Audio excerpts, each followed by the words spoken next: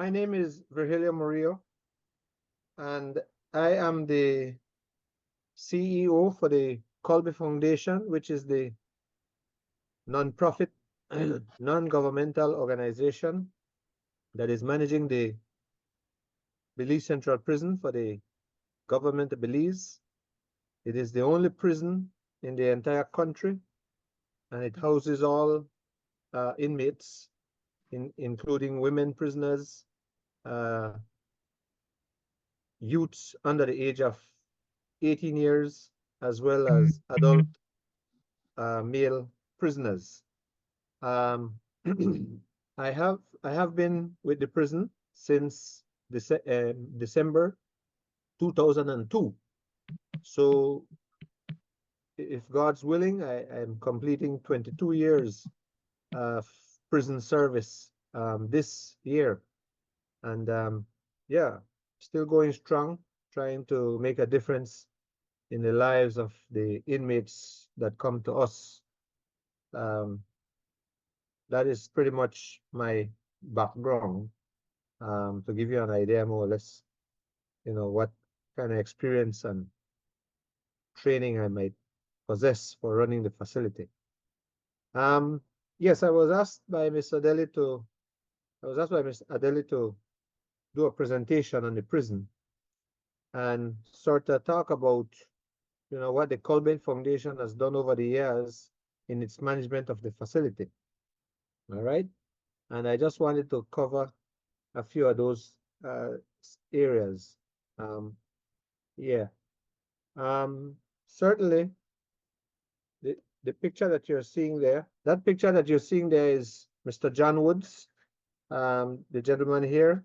He is the founder and the first chairman of Kolbe Foundation, the organization I just mentioned that manages the prison system for the government of Belize. And he came up with he was given the challenge to manage the prison. He's a businessman, or he was a businessman. He has passed since. He was a businessman and into road construction. And he took on the challenge and he came up with brilliant ideas, I guess intuitively, how he could have bettered the prison at the time. Because at the time, back in 2001, or I should say prior to 2002, because we took it over in August of 2002, the prison was in deplorable conditions. There were like 900 prisoners with only 300 beds. The facility was literally a garbage dump, if you want to put it that way. It was a situation of no hopes at all. It was lock them up and throw away the key type thing. And there were no rehabilitation. The prisoners were literally being warehoused. They were literally just being, they were just sitting in their cells with absolutely nothing to do. The only time they were taken out were when they needed to go to the bathroom. So everything was pretty much deplorable. No hope at all. All you saw was dead eyes and people just, really hopeless and really nothing going on. That was the sleeping conditions. That picture is depicting the sleeping conditions at the time. I said earlier, 900 prisoners with only 300 beds. So most of them were sleeping on the floor. Yeah. And when we took over the prison, one of the first things we did was try and improve the humane conditions. Our vision statement says that we are we're a prison. Our vision really is to be a catalyst of change for the rehabilitation of offenders into law-abiding and and productive citizens for when they go back out into the society. Our mission statement to do that is a secure, humane facility that is geared towards meaningful rehabilitation for successful reintegration. So these are just some pictures to show you more or less what the prison looked like back in the days. The picture that we just saw was showing the prisoners how they used to get their food. how they used to eat. Today, this is pretty much today. This is what it looks like from what you saw in the earlier pictures. Um, so we have pretty much a humane prison. We improved the sleeping conditions. Um, we improved the food. We have improved just about everything. One thing for sure, we have embarked on a lot of on very many rehabilitation programs. Almost 80% of the prison population, I can tell you today, are engaged in meaningful rehab programs. These are some of them right here. This is the drug treatment program that you're seeing right here, where the prisoners that have drug addiction and alcohol addiction or any form of addiction at all goes to get rehabilitated. Um, yeah, this is a spiritual program. There are prisoners who choose to rehabilitate using God, and we encourage that. So this is really a spiritual program called the IFFB, which is Interchange for Freedom Belize. This is an educational program. This is a program where prisoners learn to read and write if they never knew. They can obtain their primary school education. Um, for those of you living in the US and other places, I think you call it GED. Here we call it primary school education. So a prisoner who did not manage to get his GED or his PSC whilst in the society has an opportunity to get it while he's behind bars. So they're not left out once they come to the prison. The beautiful thing about the prison is that, you know, when they're there, you literally have a captive audience and you can get them to, you can literally get them to participate in these programs. I mean, it is better to do this than to sit in your cell 24 hours a day or 23 hours a day, I should say. So these are all computer assisted learning programs where they learn to read and write or they learn numeracy and those kinds of things. So these are some of the changes that the Kolbe Foundation has made. This is a program called a Rachel program. It's remote access community hotspot for education and learning. And it teaches literacy, it teaches vocational subjects, and those kinds of things. So the prisoners are gainfully engaged. The Rachel program uses Chromebooks. We had a donation given to us by the Rotary uh, Club of Port Moody, Canada, of 250 of those. So at any one time, you can have 250 inmates interacting with a Chromebook device, learning anything from plumbing to carpentry or biology, science, you name it. So they are gainfully engaged. These are just uh, pair counseling sessions that the prisoners have and training sessions. Some of them are in positions of leadership and responsibility. So they're assisting the prison in teaching programs or facilitating programs, I should say. And some of them do peer counseling. There are prisoners that come to prison and are not used to it. It's their first time. These are the inmates that goes to them and counsel them and try to let them cope with their prison time a little bit more um, easily. Because prison, I will tell you, is not a bed of rose. So don't let any ghost fool you. So these are inmates in sessions doing their programs. I said earlier that we have vocational programs and we do have a prison industry. The prisoners would learn the theory aspect of the different prison industries that we have, and then they will be given an opportunity to go and practice what they learned, you know, in the various areas such as the poultry, the block making, the carpentry, the welding, mechanic, you name it. Even tailoring we do. But these guys have a lot of talents, and we put their talent to good use. And if they want to learn a talent, there is where they can get that talent. This is some woodworks produced by the inmates. Um, so nobody is out of talent or out of skills behind the prison walls if they want to really, really engage, and they want to really make a difference in their lives, or with their lives rather. This is an inmate advisory committee that I do have. These are the guys, they're inmates pretty much, with the exception of the lady over here. She's my secretary.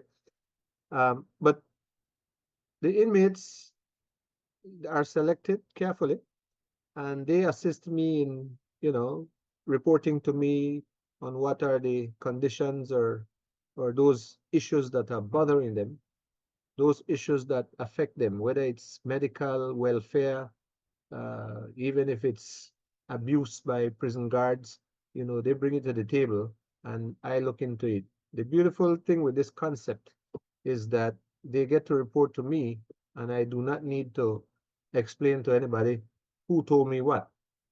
All I do is get in touch with the person that is responsible for the department, and I let them fix the issue without any repercussion or any retribution for the prisoner that brought the concern up to my attention. And it has been working for so many years now. And this is one of the ways that we keep things on an even keel at the prison. So, but certainly, we've implemented a lot of things that never happened before. These are what I call motivational sessions.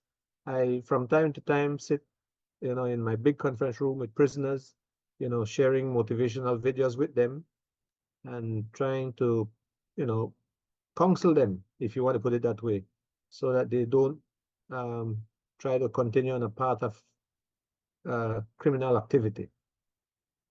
So this is one of the ways I get to them. This is Inmate Family Day. The inmates, all inmates get to enjoy family days. They can have up to 5 family days per year, depending on their behavior, because this hinges a lot on your good conduct and behavior. You cannot be violating prison rules constantly and expect to be given this very good privilege. It can be taken away from you. But this certainly holds prisoners calm and accountable, and they try not to get out of line, simply because they cherish these moments and they look forward to these moments, particularly the last family day, which is given around closer to Christmas time, where they get to eat their turkey dinner beforehand, and their apples and grapes. So, but we've done a lot of unorthodox things that I can tell you is not practiced in other prisons around the world. That much I can tell you. But it has worked for us. It has definitely worked for us. So we definitely will continue to, push rehabilitation programs. The aim really is to reduce the recidivism. We have done very good so far over the years. A report was published a few years ago where we had brought down our recidivism to 10%. A recent one was done, I think, 2 years ago in 2022 during the pandemic. And it was the learned criminal justice professor puts it at about 13%. I think it's about, I think it's around that area, but I don't want to be too optimistic. I want to say 15%, but it is certainly better than other places that I have studied that has 53% and above. So. Great. Thank you so much, Mr. Murillo. We very much appreciate that very insightful presentation. I mean, so rich with knowledge. You've given us a perspective that many of us never had before. I actually had an intro written up for you, but we went right into it. But what I wanted to say most of all is that when I was working at the Amandala newspaper as a journalist, I often interviewed Mr. Murillo, and he was always straightforward, forthcoming. He had an open door policy, and that really helped us to be able to raise awareness and sensitize people about some of the criminal justice issues. And that, really and truly, I want to say thank you publicly for what you have done under your tenure as the head of the Belize Central Prison. We do have a question in the chat, and it's from Daphne. She's a student at Galen, and she says, what are the possibilities I can volunteer as a secretary or filing assistant so as to familiarize myself with the system? Can you please respond? I am not too sure about secretary or filing assistant, but I'm sure she can volunteer maybe as a data clerk. I had spoken to Mr. Zane from Galen some time ago, and I told him that there's a need for us to collaborate with some university to come and rummage through our data. And I think they are making plans to do just that, because we had a meeting last week where we can look at the data, because there's quite a lot of data at the prison. I have gathered some over the years, but my ones are pretty much general in nature. I am sure that if we get volunteers to come in, students from universities to come in, I'm sure that they can go through it with a fine-tooth comb and at least, see what are the, what they can come up with some sort of analysis to see what are the driving issues behind criminal behavior, particularly imprisonment, because we can only account for the persons who end up in prison. Remember, there's, lots of crime may be happening, but if they're not being reported or people are not being caught, then you won't really see it at the prison. So we can only look at those persons who enter the facility, interview them, and get data from them. And then you can maybe categorize and analyze and see what is really the trend with respect to their criminal behavior. What I can tell you about my observation with the data that I have collected, even though it's in a general sense, is that we have a prevalent imprisonment for what you call crimes of dishonesty, which for us means robbery, burglary, and theft. As much as 38% of the people coming to prison year in, year out are coming there for robbing, for stealing, or burglarizing. We do have a very serious, or a very high number for what I call other minor offenses, which could mean vehicular, it could mean COVID-19 regulation violations. It can mean things like child maintenance, those kinds of stuff. Littering, loitering, wandering abroad, riding bicycle up a one-way street, those kinds of things. There's also a high number there. And those are the things that we would want to, have university students come in and, hone in on a little bit closer. There is a follow-up, actually. She would like to know how to apply. And then we have Zane, who says, it is in the making, Mr. Murillo. Galen University and the Kolbe Foundation will formalize this partnership, and this will include capacity building and internship. Well, if the student is from Galen, I would suggest that they go through Zane, because he has my direct contact information. If they're from somewhere else, then they can use my number. My email address is vir_mur@yahoo.com. But if they're from Galen, I will suggest they go through Zane, since we already started something.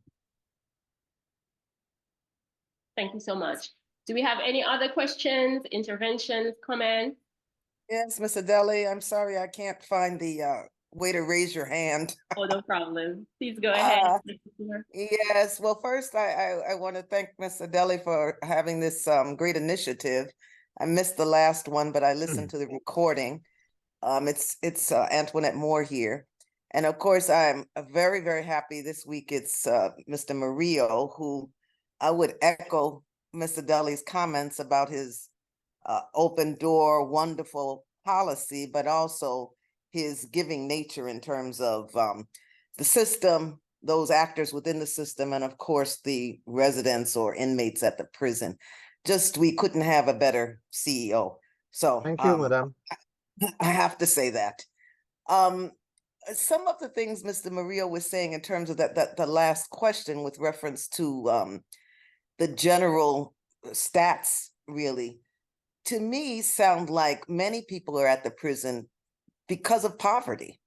So theft, robbery, burglary, stealing, that whole nature of offenses, plus some of the other offenses. During COVID-19, you would think no one would end up at the prison because of a COVID-19 infraction. But if they were fined money and in default of paying that money, they were sent to prison, you ended up with people at the prison. Many other kinds of offenses, which are non-violent offenses, where people are fined a sum by the magistrate court, and even at the high court, sometimes they're non-custodial sentences, and people are required to pay a certain amount of money by a certain date, and in default, they get a prison term. And because of poverty, lack of funds, people end up at the prison. So I think there is perhaps a lack of knowledge about that there is a good percentage. I don't know if it's as high as the 38%, the 40%, but that's a large number of people. Even if it's 30%, 1 in 3 of the prisoners are non-violent offenders who are at the prison because of the poverty in society, which we all know is at record high numbers now, over 50% of our population. So it's not really a question, but just a comment for us to consider. If we want to speak about decreasing crime in society and decreasing the prison population, I think we have to, at core, look at the reasons that many people are at the prison. And that's not to say we don't have violent criminals in society. We know that we do. And much of the media attention is on those persons, and we must keep ourselves safe from those persons and attempt to rehabilitate them. But there are just so many, and especially I think younger people, Mr. Murillo could speak to that, but I think, 18 to 25, 28, thieves, robbers, or people who commit other kinds of crimes and can't pay their fines. So that's my comment. And again, thank Mr. Deli and Mr. Murillo. Excellent session. You're most welcome. Can you take that one, Mr. Murray, in a couple minutes? Yes, definitely. I just want to thank Madam Justice Moore for the input. And yeah, what she said is definitely a mouthful. Two things.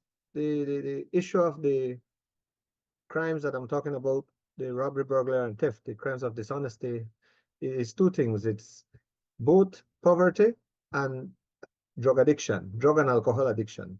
That is what is driving most of it, based on my general analysis. I am sure that if we get people to students to come in and rummage through the data and dig deeper, who knows what else might show. But certainly, and the minor offenses is certainly about 21% thereabout. So it is a high number indeed, Madam Justice Moore, no doubt about it. Thank you so much. And Brighton Codd, diplomatic fellow to the United Nations, says, glad to see familiar faces. My former professors, Ms. Hoyt and Ms. Gibbs. My question is in relation to the state of solitary confinement. How has that situation been improved within the prison system, considering that such space was once publicly known as a space that was not necessarily humane? And what changes have been made to such space, and has the treatment towards individuals changed? Additionally, what programs exist to reduce recidivism once they exit the prison? Yeah, that's a powerhouse question. One thing I can say, and I can boast today, we've literally abolished solitary confinement, and we don't have people locked away behind steel curtains and all of that anymore.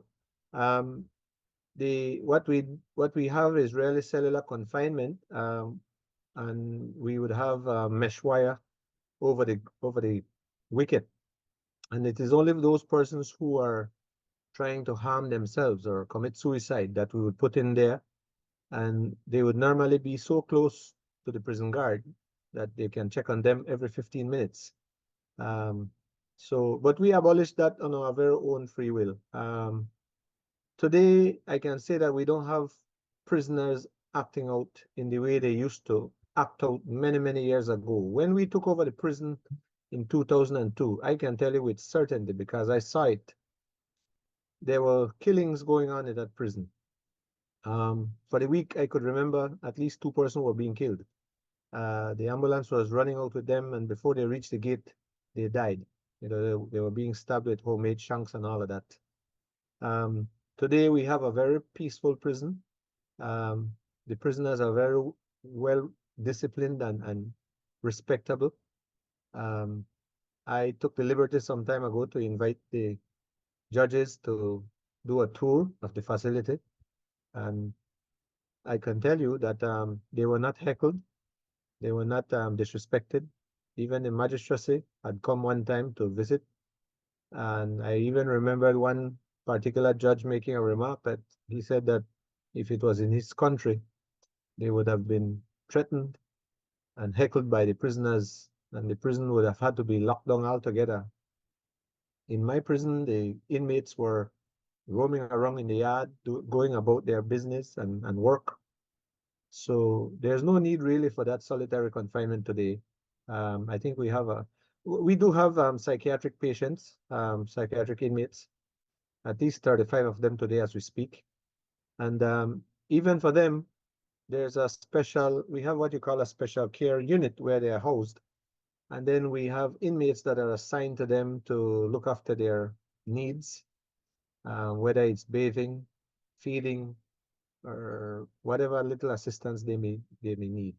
One of the things we practice is that if a prisoner commits an infraction, and we know that it is because of their mental health that they committed that infraction, even if it's damaging prison property, we do not penalize them for it. All we try to do is put them in a cell by themselves where they cannot hurt themselves. That's about it.